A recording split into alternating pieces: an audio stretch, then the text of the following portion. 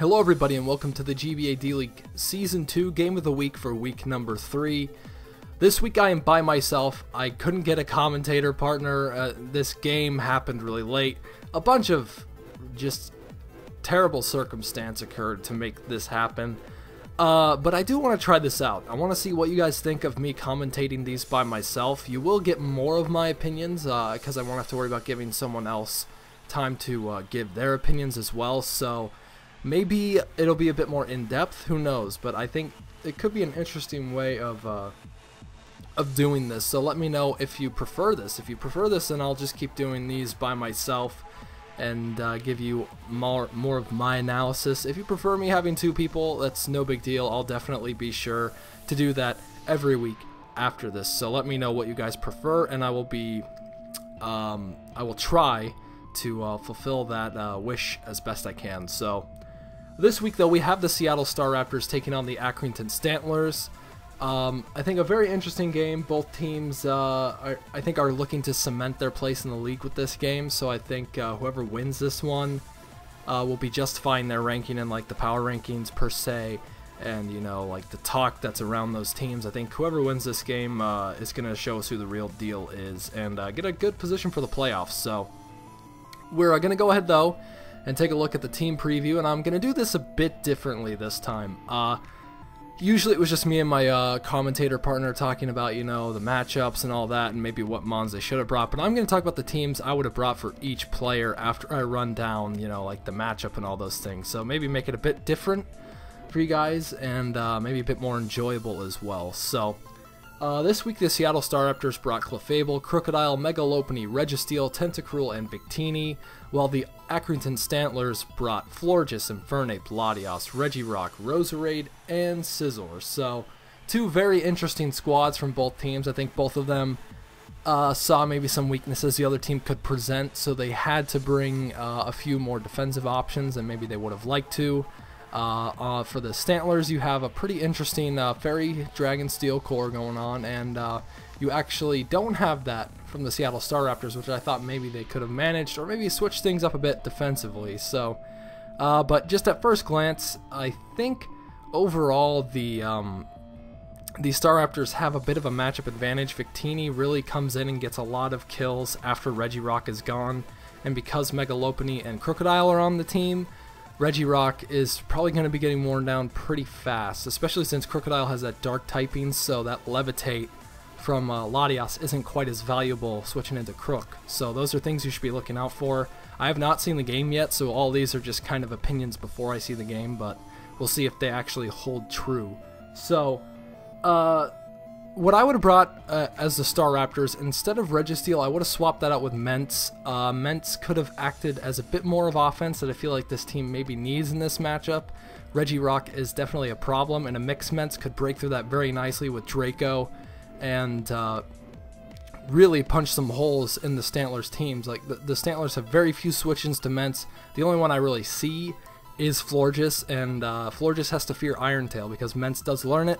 And if Ments busts out an Iron Tail, that's probably a clean to a KO, and Florges is gone. So even if I think a fully physically defensive one can't take 2 Iron Tails because it is so powerful. I could be wrong on that, and if I am, please let me know. But I'm pretty sure, unless that Florges sells out on physical defense, it's not going to be taking Iron Tails very well at all. And even if it can, you know, you have Tentacruel in the back, you can switch in very easily and then finish out that Florges or force a switch, and not really too many switches for Tentacruel either that I see from the Stantlers, so I feel like that pair could have done some good work, but instead the Staraptors decided to go a bit more defensive. Registeel is probably a bit more of a reliable rock setter than Clefable is, but I think Clefable or Crook could have gotten that job done, so I feel like Registeel is a bit redundant on this team. Just me. But, you know, that's just my opinion. So for the Staraptors, I would have made 2 changes. Instead of I think, Regirock, I would have brought Vaporeon. And instead of Scizor, I would have brought Heliolisk. I don't feel like the Stantlers necessarily needed Scizor to take on that Clefable because they already brought Roserade. And Infernape can learn Gunk Shot as well. You have many options. Psyshock from Latios. There's a lot of options to deal with Clefable on this team. And I feel like the Scizor is just a bit, it's a bit too redundant. I mean, I guess it helps with Lopunny. Maybe you get a bullet punch off if Lopunny's like kind of sweeping through your team. But at the same time, Florges can take one hit from Lopunny if you preserve it. And Regirock's not taking many hits from Lopunny anyway, so I feel like Vaporeon could have been better in this slot.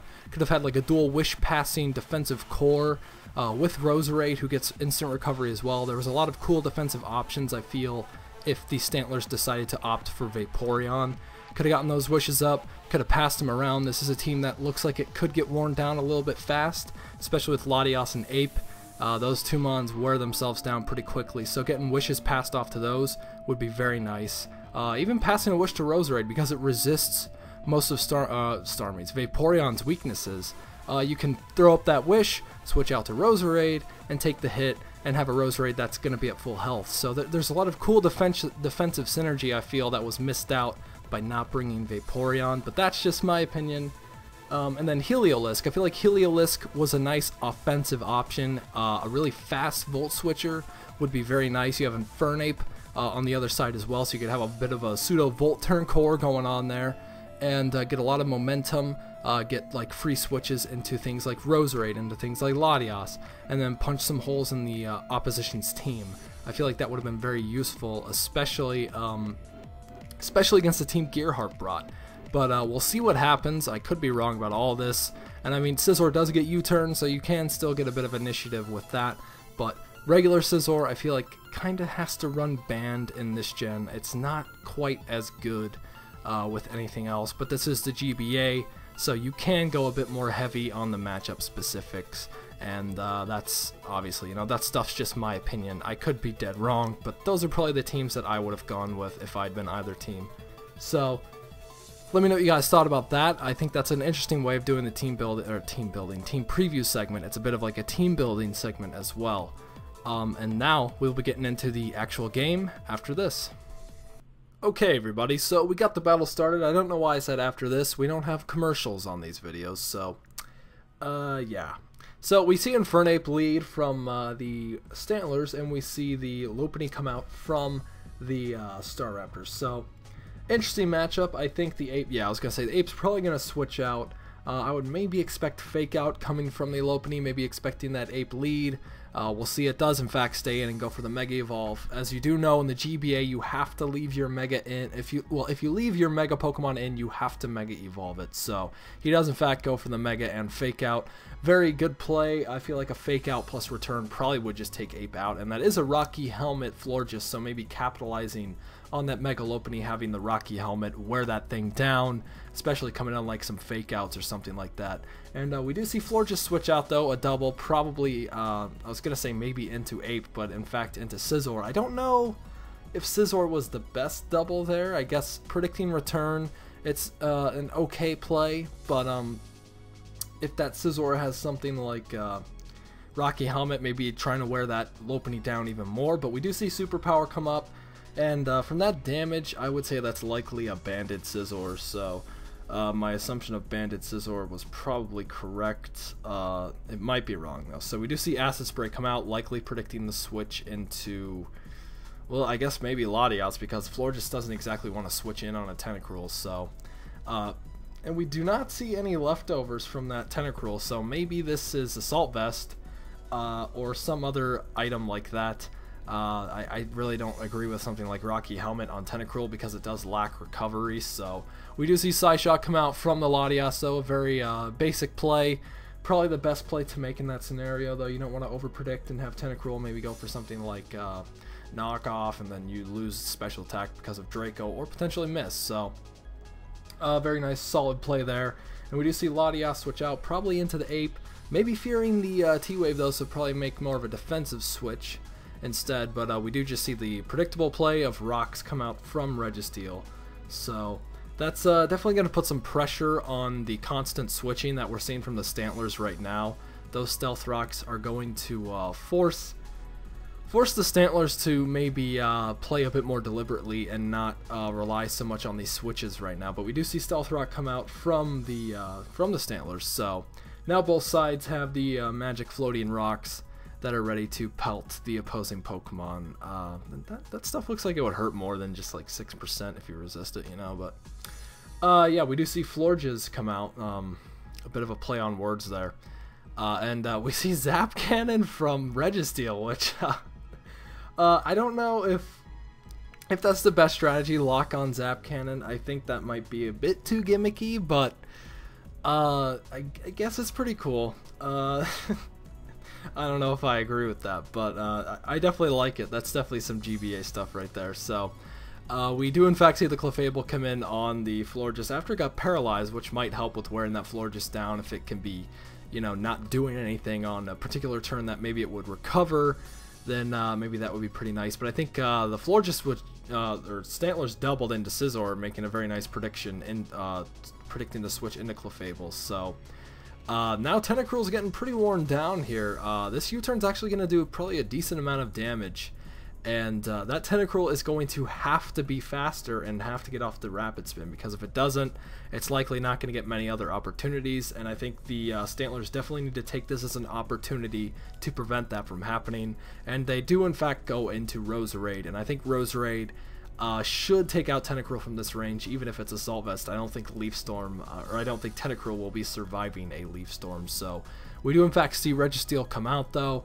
GHart probably making the smart play and wanting to save that Tentacruel. And we see Extra Sensory come out from Roserade, so that was likely meant for the Tentacruel, probably in game planning. I don't know if Extra Sensory would take out Tentacruel with an Assault Vest. I think actually it might do the same. No, it does a little less than Leaf Storm, so maybe that's just there to prevent Roserade from having to drop its special attack. But we do see HP Fire come out, likely Technician. And we do see the Zap Cannon from Registeel, probably trying to get the para, but it really doesn't matter unless that is in fact Technician Roserade. And if that is Technician, then that para likely is going to come into play.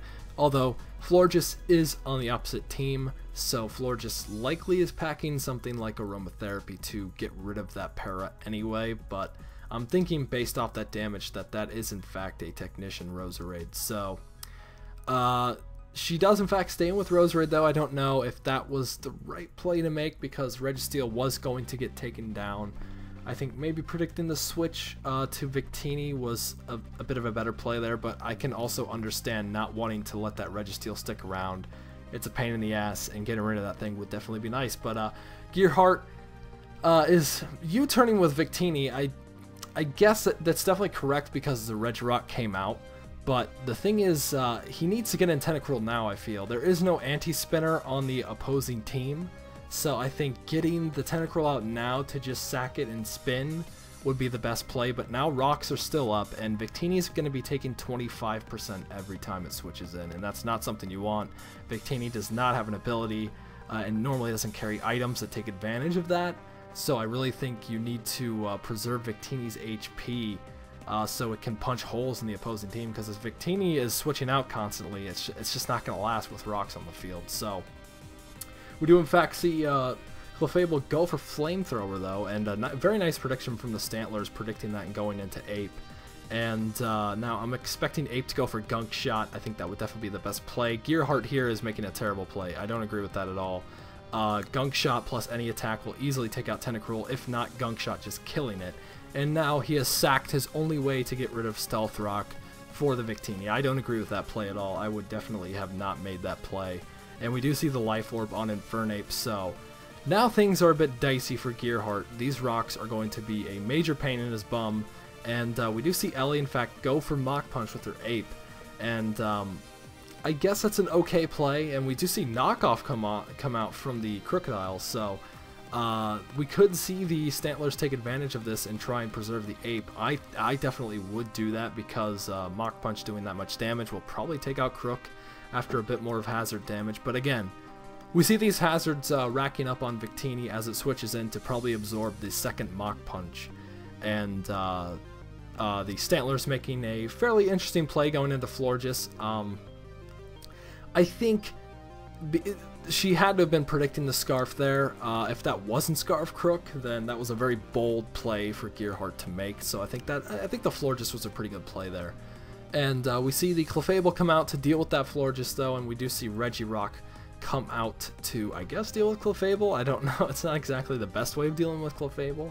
So I don't know exactly what Regirock wants to do here. I don't think it gets Gyro Ball. I think that's only... I don't even think Registeel gets Gyro Ball. It gets Iron Head maybe, and that's going to deal a decent amount, but maybe nothing more than like 35% unless this is like an offensive Regirock. And we do in fact see Rock Slide come out, so a nice bit of stab damage. It's not going to be getting any flinches because Regirock is slower.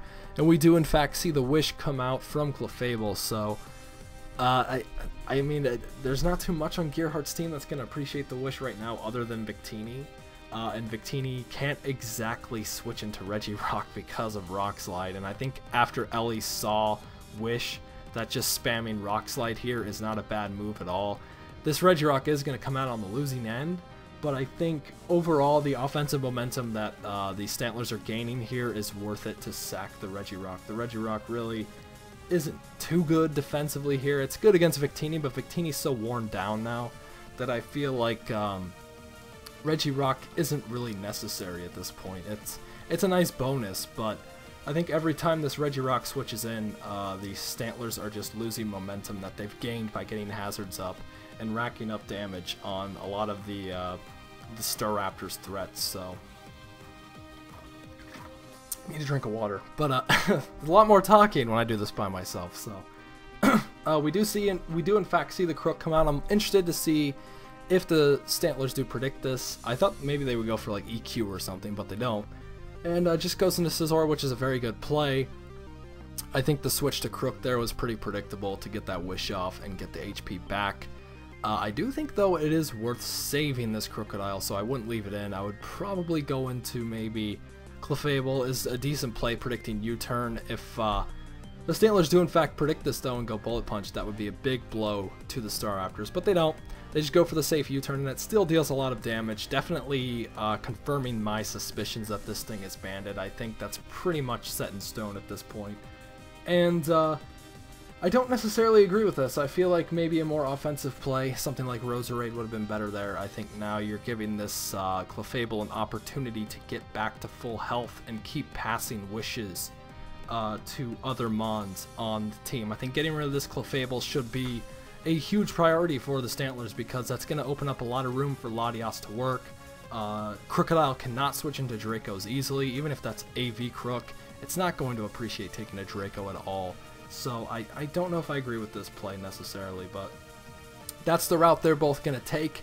And we're going to end in probably a bit of a stally sequence here. We do in fact see Aromatherapy come off from the from the Florges, so, and it does cure Roserade of Paralysis, so that means that Roserade is not natural cure. So that was in fact Technician Roserade, which is very good. I like that. Taking advantage of HP Fire to somewhat deal with that Registeel is very nice, as well as Infernape, but I think that's a nice extra bit of GBA teching that helps out with an extra way to deal with the threat. So I guess Registeel's not a threat, it's just annoying. But we do in fact just see the Clefable stay in here because there's really no reason for it not to, but at the same time, there's not much Clefable can do to Florges. It's kind of a stalemate at this point, and it depends on what type of Clefable this is, if it's Unaware or Magic Guard. If it's Unaware, then it might come out on top because of special attack drops, but actually it doesn't matter for both Pokemon because they both just essentially have no drops. So, whatever. We do see Roserade come in though, probably going to go for some stab sludge bombs and whatnot, but we see a nice switch on that as well, and we see Victini come in. So GHart making a nice play, predicting the Roserade and getting that wish up on his Victini, like I said. I feel like the Stantlers should have been a bit more offensive there, gone to Roserade straight away, risked some paras, and gotten rid of that Clefable, but now you have Victini in here at full health again, basically. And even Regirock's not exactly going to be appreciating any attacks at this point because it is getting worn down by Stealth Rock. So we do see Zen Headbutt come out, and it does basically 0. It's a Regirock. Not very much damage at all there, so... I do expect him to go into maybe Crocodile here, but he goes into Registeel. A bit more of a defensive play for GHart here. I don't mind it too much, but it opens up a lot of offensive wiggle room for Ellie here, and if he had gone into Crocodile, it puts a bit more pressure, I feel, on the Stantlers. But I think either play is fair.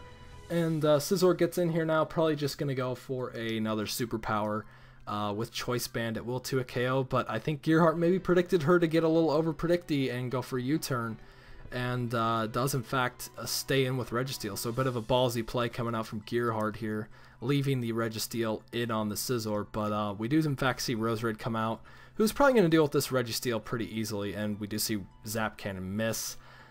That's why I don't agree with lock-on Zap Cannon, because if you're not getting lock-ons to go off, then Zap Cannon becomes a huge, huge liability, and I don't feel like that coverage is really worth it. So we see Toxic Spikes come out from Roserade very late, but I also think these are going to be very useful, helping to wear down Victini and Lopunny and threats like that. These hazards are really hurting GHart, and if he had kept Tentacruel around, or at least gone for that spin when he had the chance, I feel like this game could be completely different. And I don't agree with the second layer there. I feel like Ellie probably should have just been content with one layer. It would have kept this Roserade at a better range of health. She would have taken out the Registeel with 2 HP fires, and all really would have been good on her side. But now she won't even get to keep Roserade, because this second Iron Head's going to kill, and this HP fire won't take out the Registeel. So I think one layer would have been better. There would have been more initial damage racking up on the threats, and I feel like this game is not going to last long enough for that second layer to be taking effect. It could help with Clefable, but I think that Clefable is probably Magic Guard, so I just don't agree with that second layer of Toxic Spikes at all. But to each their own. We do see Scizor come out. I was expecting Superpower there, but I guess Knockoff is also good enough to get the KO on Registeel. It would do a bit less to Clefable though, but I guess knocking off Clefable's leftovers would be nice anyway. And here is where that first, and like having one layer of Toxic Spikes would be better.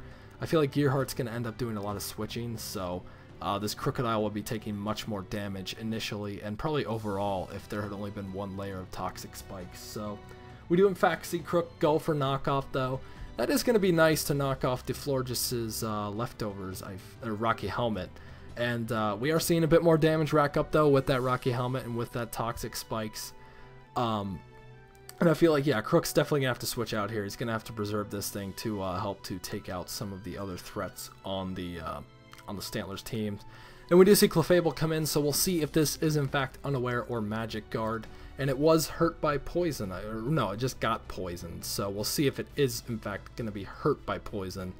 And it doesn't really matter, because Moonblast is going to be a 2-hit KO anyway. Again, Stealth Rock is securing a lot of KOs, and this is Unaware Clefable, so there's going to be no doubt about it. So that second layer of spikes in this scenario is better. If this somehow ended up being a bit of a stally sequence, taking out Clefable would have been a lot easier with the second layer of Toxic Spikes. So this Stealth Rocker really, really hurting GHart at this point, though. Again, if he had gotten that spin off with Tentacruel, I feel like this game could have really changed, but I feel like that was a severe misstep by GHart not to do that. So, gets a nice Zen Headbutt off on Florges, and that's going to easily take that thing out. If he had a bit more of a reliable attacking option, I feel like he should have gone for it. Missing there would have really been crucial, and I don't know what type of Victini this is. I'm assuming Scarf, but we do in fact see Latias go faster, so most likely Assault Vest then, because it did not do enough damage to be banded, I feel. It just did not look like it did enough damage to Regirock to be banded, but it could be, but I highly doubt it. So we see Latias pick up a nice KO with Draco though, and I feel like at this point GHart's just really worn down. He only has, I think, Lopunny and Crocodile left, and Crocodile is on its last legs. So we do see Lopunny get poisoned. Likely just going to go for the fake out here, I would imagine. Maybe go for return, predicting a switch or something like that, or high jump kick. High jump kick could be a great prediction here if he goes for it. But he does in fact just go for fake out. Maybe the best play, I don't know. I might have considered going for something like high jump kick in that scenario. GHart was definitely on the back foot at this point, and predicting really heavy here is something that you probably would need to do to win the game. But Drain Punch will take this Scizor out after a really, really massive hit from Bullet Punch. And this game's not necessarily over yet. If this Lopunny can stick around a bit longer, maybe it can do some work. He would have to switch it out now in order to win like that. And this Ape likely has Fake Out the way Ellie is switching it in. Although never mind, we saw Mach Punch earlier. So Mach Punch easily going to take out that Lopunny. So sorry, a lot of stuff to keep track of. This was a pretty long battle, so excuse me if I fudge up in some of my commentary. And then, last but not least, I think this is GHart's last. Crocodile, we'll just see Mach Punch come out from Ape, and I think with the poison, that should be enough damage to take out the Crook, and it is. So I think Ellie gets a 3-0 win or a 2-0 win. Something around there, 3-0 or a 2-0. Again, it was really tough to keep track of all the stuff going on in this game. It was a pretty long one. I'll probably have to start writing stuff down, but still a really good game. I feel like definitely some misplays, though, on GHart's end that really cost him. I can't emphasize enough the fact that he wasted an opportunity to spin away rocks when he had it, and if he had gotten that spin off, this game would have been very different. I feel like Victini would have put in a lot more work, but at the same time, Ellie had a very fantastic answer to Victini, that being Regirock, and even Latias is a bit of an answer as well because it resists both of Victini's stabs, although you don't want to be switching Latias into too many V-creates. So overall, I feel like Ellie just made more plays to win. Getting up that second layer of Toxic Spikes is a bit of an interesting play. I think it's an either-or play. I feel like I would have just gone for one layer, kept the Roserade around, and taken out the Registeel. That first layer will be dealing more damage initially. If you don't know, the first layer of Toxic Spikes merely poisons everything, so that means they're getting dealt 12% every turn. The second layer of Toxic Spikes acts as toxic, so that means the damage racking up is incremental and it gets exponentially bigger over time. It takes 8 turns to take out a Pokemon from full health.